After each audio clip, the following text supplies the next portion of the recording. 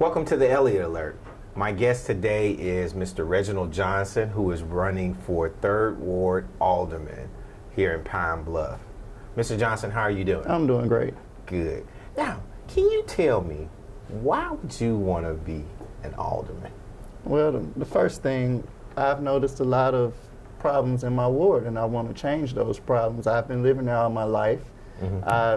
Basically, I am 3rd Ward, period. I mean, no one has to tell me about the problems of the 3rd Ward because I see them daily. I walk the streets, I've talked to people.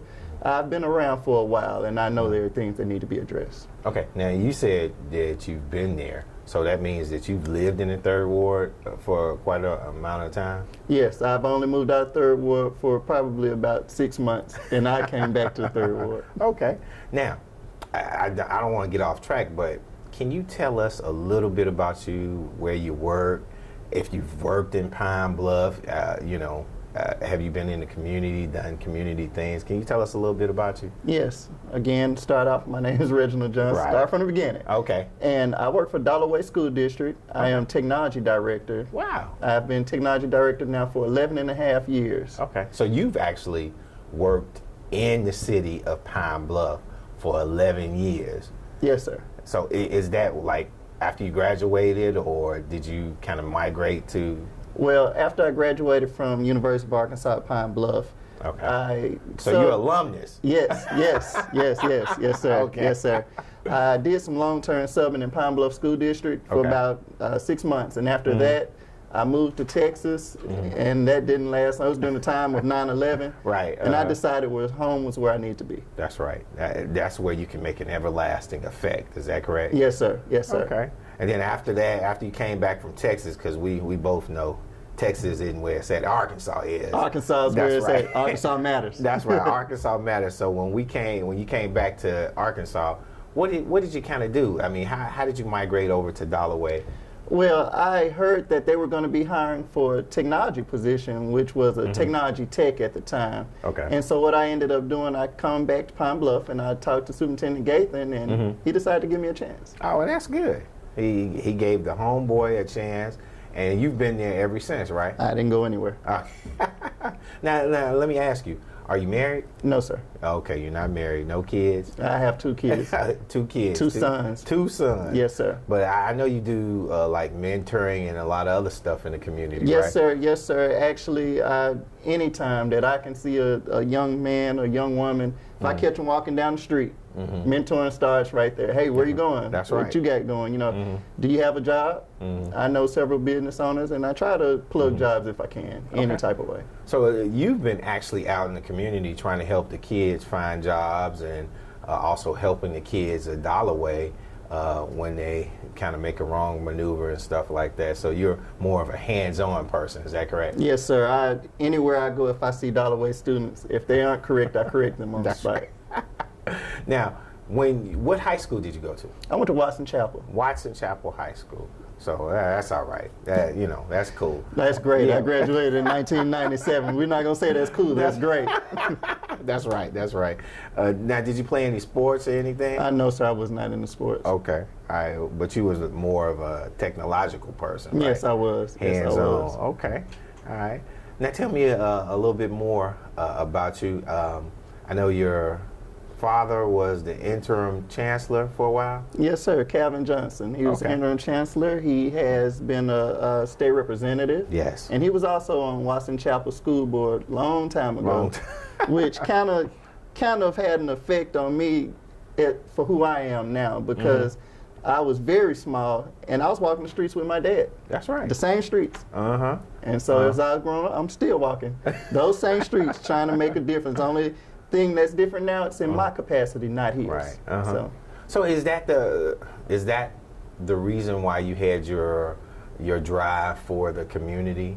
Yes, sir, because I had an excellent example. I always had my father in my corner, and he showed me things, and he told me things, and made sure that I knew those things. Right. And so basically what he did was he kept me on a straight line. Right. And he said, son, you need to always handle your business, and if you can help others, help them. Right. Now, your dad also was, wasn't he a chairperson of the Legislative Black Caucus too? Yes, yes. Yeah, Yes, that's sir. what I thought so too. And he served as a representative for a while. 8 years. 8 years. Yes, sir. Right. Okay. Yeah. So now, as you're trying to matriculate into alderman for the 3rd Ward, what are kind of some of the things that you see that you can make an immediate impact on? Well, there are many things we can make an immediate impact on in the 3rd Ward. Now, I'm not going to say all of 3rd Ward has a problem. That's not the truth. Okay. But a lot of 3rd Ward has a problem. I'll give you an example. My neighbors, they constantly complain, we wish we could have someone do something about all these abandoned houses. Oh, okay. That's a very deep issue with them, and I'm going to explain why. Because what happens is people break into your house, hide your stuff in these abandoned houses, and you don't know where it is until they can sell it out or it's gone or whatever. And basically what it is a haven for a crime. Right. So have, and these are kind of things that you saw on your ward, in your ward, I don't, my mouth, but that you can make an immediate impact on. Well, the more than one complaint has been not just about the houses. Now, we have some people that own those houses, and which you have to kind of have a concern for them too. What they're asking is, can you do anything because I don't want my house torn down? Well, at this point, if you don't want your house torn down, you either have to repair it to where it fits the specifications of what the city wants, or you have to let it go. So now one problem, they say, okay, well, how they pick my house?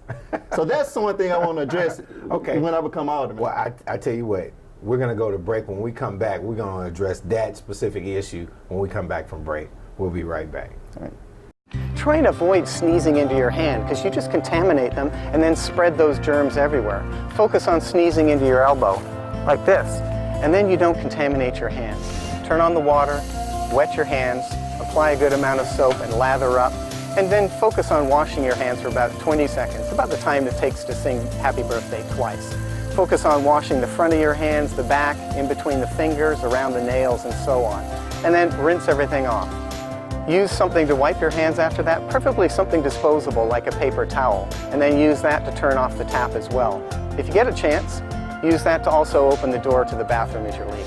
The best way to wash your hands is using running water and soap, but sometimes we don't have that available. So think about carrying with you a hand sanitizer. That should have at least 60% alcohol content. For more information, visit www.cdc.gov or call 1-800-CDC-INFO. But it would be safe to keep your distance until the no secret that laughter makes you smile. Reliable sources say that chicken soup has found their way out of this here. Dangerous, but they are returned.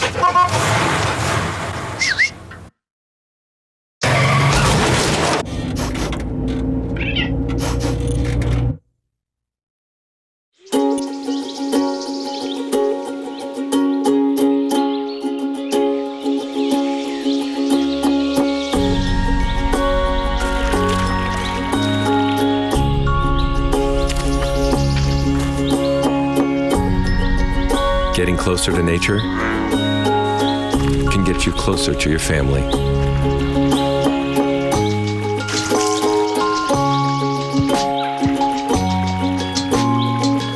Go to discovertheforest.org. Welcome back to the Elliott Alert.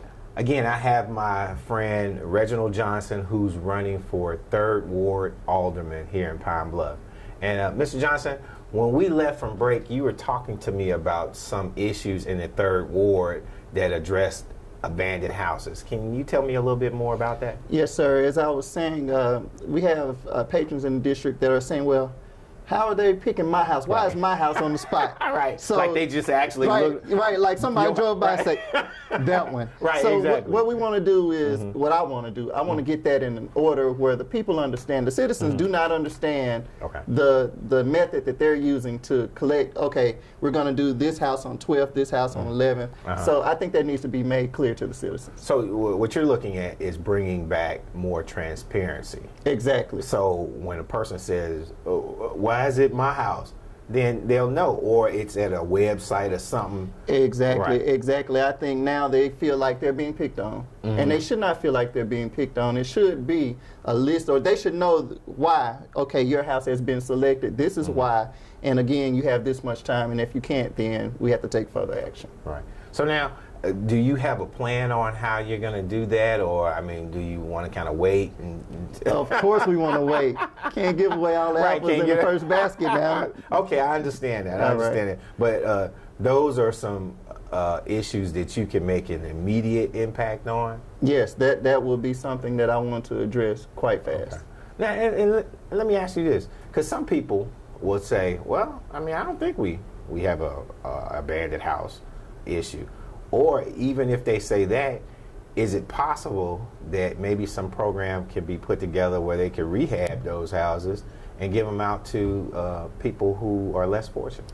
I'll have to disagree with you right there. Okay, well, tell me why. No one in my ward would tell you we don't have an abandoned house Okay. issue, because there's one on probably every other block. So no one is going to tell Nobody you that. will say that. Yes, All sir. right. I have to stop you there. Okay, I can't agree with that. All right, all right. Now, but what about those abandoned houses? Is there an opportunity for the city to rehab it if the property owner gives it away and maybe give it to some people who are less fortunate?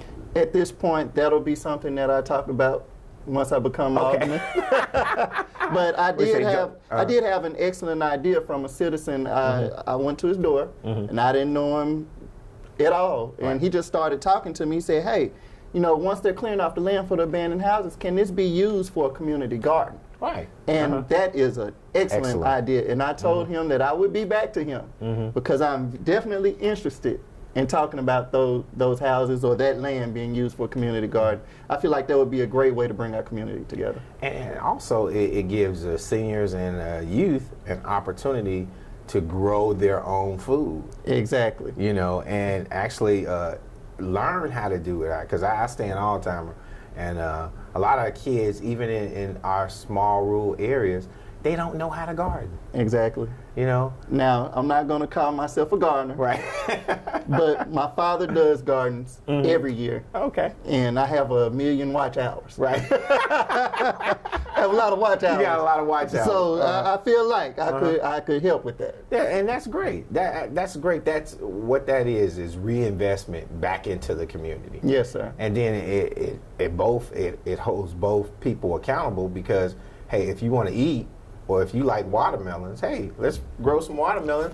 You ain't even got to worry about it. Exactly. And I feel like that would definitely be a great learning tool for the youth. That's something anybody can use. Right. You may not exactly be interested in gardening right now. Right. But when you get older, Yeah. somehow it comes out. I don't know what it is. I noticed my next door neighbor directly next to me, she's what you call a master gardener. And it's I think about 6 of them. They come over and they work the garden, and they grow all kind of things in there, from tomatoes to cucumbers, you name it, peppers, greens, they grow everything. And once they get done, they till it up, start That's again. Right. And see, again, that being said, you don't get all the preservatives and all the other stuff once you grow All it. natural. It's all natural. Yes, sir. And I think it's at a time where we're trying to go back to all natural. What do you think? I think all natural is great.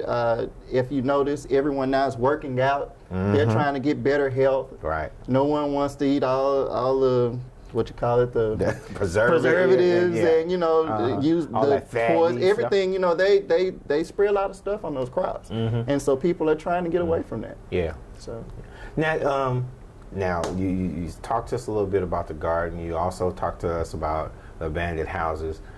What other issues do you see in your district? Trash. We have Wait a lot of minute, trash. You mean here in Pine Bluff there's a trash issue? I'm talking about trash bags. I'm talking about mattresses. What? I'm talking about anything you don't want. They're taking it to different places in this ward and throwing it out. Well, isn't there an ordinance about that? Yes, it's not legal. It's not legal. It's not legal So- to just throw trash out, but it's being done. But I mean, how's it being done if it's illegal? I think it has a lot to do with community awareness. They're not aware of where to take it. And so the first thing they do is just find a spot where no one is available to say anything, and they throw it away, in which all of this is about community awareness. Hey, you don't have to throw that on the side of the road or in a ditch. This is a place where they do recycling. Take it here. Or else call the trash man, and they'll send the truck. If it's too big to fit in your trash can, they'll send the truck and come get it. So are you sure it's that simple where if I want to throw away mattress, furniture, all that, all I got to do is pick up the phone? Call Waste Management and tell them what you have, and they'll tell you what to do with it instead of finding the nearest ditch. Yes, it's that simple. And I feel like the people need somebody that's going to communicate with them to let them know. Right. Well, we're going to go back to break, and when we come back, we're going to talk a little bit more about that trash issue. All right. We'll be right back.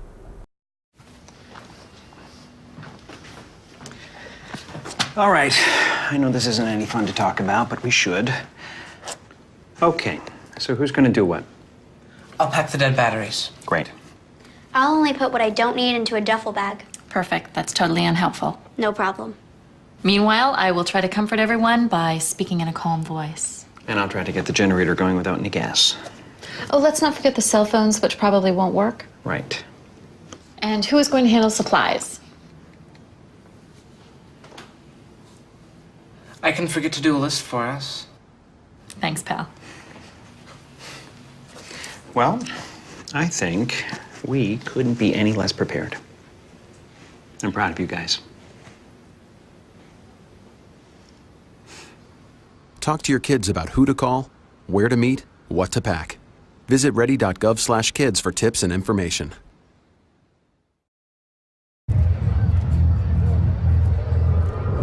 Looking for these? You drive buzzed. It could be one very expensive ride. First, you gotta make bail. Then pay me to get your car back.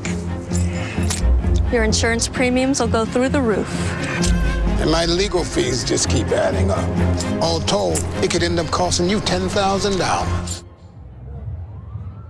Buzzed, busted, and broke. Because buzz driving is drunk driving. Oh, those boys are much too much. Those boys are much too much. We got the spirit. We're hot. We can't be stopped. We got the spirit. We're hot. We can't be stopped. We're going to beat them and bust them. The smallest moments can have the biggest impact on a child's life. Let's get a little bit rowdy. R-O-W-D-Y. Take time to be a dad today. Call or visit fatherhood.gov to learn more. Welcome back to the Elliott Alert. My guest again today is Mr. Reginald Johnson, who's running for 3rd Ward Alderman. Thanks again for coming, Mr. Johnson. When we left, you were talking about trash and it being dumped in the community. And the only way, I mean, you were saying how easy it was just to call people so that they can get it. I mean, why is there a problem if it's that easy? Well, again, I want to say community awareness. Okay. They don't know who to call. They don't know what to do. They figure if they have a mattress, they call uncle to come get the mattress and you take it away from here. Right. But that's not the correct way. And what I want to do when I'm elected in the office is I want to be transparent. If you don't know, call Mr. Johnson. Right. Mr. Johnson tell you what to do with that mattress. Okay. I'll tell you who to call and we'll get it done.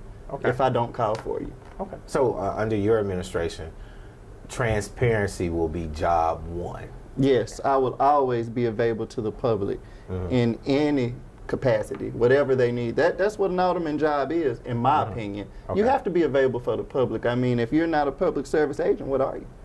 Yeah, I mean, because you do work for the public. You work for the public, for the city, yes, sir. I understand that. But here's one of the issues that I have. I mean, think about it. Are people putting that trash and stuff in the ditches? Because we still got ditches in this 20th century. And maybe if they saw the ditch, they say, okay, it's so deep and so trashy, so let me just put it off here if nobody cares. I'm sure that probably is a mindset of what's going on, because you see a lot of trash in ditches. Right. And I mean, honestly, for where I live, there's a dollar store around the corner. Kids go to the dollar store and you can tell what they're eating. Right. They're eating chips, Snicker bars, they throw it all in the ditch. So that's something, again, that we have to talk about and try to get community awareness up and say, hey, it's not okay to throw trash in the ditches. You know, find a trash can. Everybody has a trash can somewhere on their block. Use a trash can. Right. Yes, sir. Because a cleaner Pine Bluff is a beautiful Pine Bluff. It is, and that would also change the reputation of Pine Bluff. We have a bad reputation in our city right now, and it's just not going to get any better with the business we're doing. So do you think we have a bad reputation because of what we're doing, or is it because just how people perceive us, how we used to be doing it? Are we going to, how do you see us? Are we moving forward, or are we stagnated or moving backwards? Okay, I actually feel like we're stagnated. I don't feel like that we're doing anything any worse, but it has not gotten better. And if you're not moving forward, that's just not any business. I mean, they're going to continue to say what they knew. They're not going to say what, well, I think it's getting better. No one's ever going to say that. They're going to say what they knew about Pine Bluff regardless until we give them something better to see. Okay. It's going to stay the same. Well, I mean, under your administration, how is that going to be addressed so that people can feel better about Pine Bluff? One thing I want to do, I want to utilize the clean team. Okay. I want to utilize the clean team. I want to get in constant contact with that clean team. And see, a lot of it, again, doubles back to the citizen. They have to call and say, hey, we got a problem over here. It's 12 bags of trash in the ditch. Well, at that point, I'll call the clean team and get them over to that area, and that's something simply solved. Well, what about if people say, well, I don't want to bother Mr. Johnson. I mean, he works and stuff like that, but I don't really want to bother him. I'm not going to be able to get in contact with him. I don't know how to get in contact with him. Is that going to be a problem? No, it's not, because at the end of this broadcast, I'm going to leave my cell phone number, not to a secretary, not to anyone. I'll give you my personal cell phone number. Okay, and now, when I get this, I can call you anytime I want.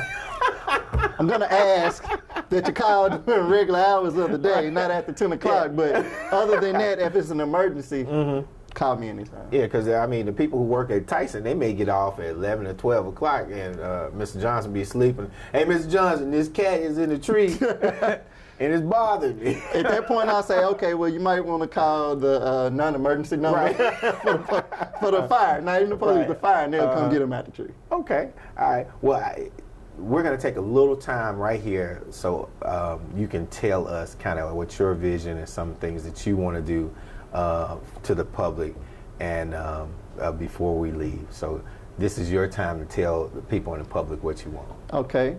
Again, I'm Reginald Johnson. I'm running for Alderman 3rd Ward. And basically what I want to do is help clean up the 3rd Ward. It's in a bad condition in some parts. Now, all of my 3rd Ward is not. A lot of it is. And we're going to address those parts that are not clean, that are not healthy, that are not in the conditions that they need to be. You've addressed to me that you have a problem with the abandoned houses, and I feel like that issue needs to come back up and be addressed.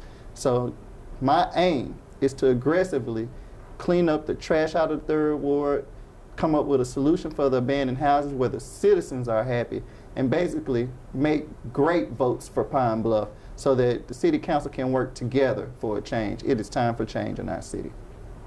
Well, that sounds like a great plan. I want to let you know, I want to thank you for coming on Elliott Alert and let you know, Mr. Johnson, you've just been placed on alert. Thank you. All right.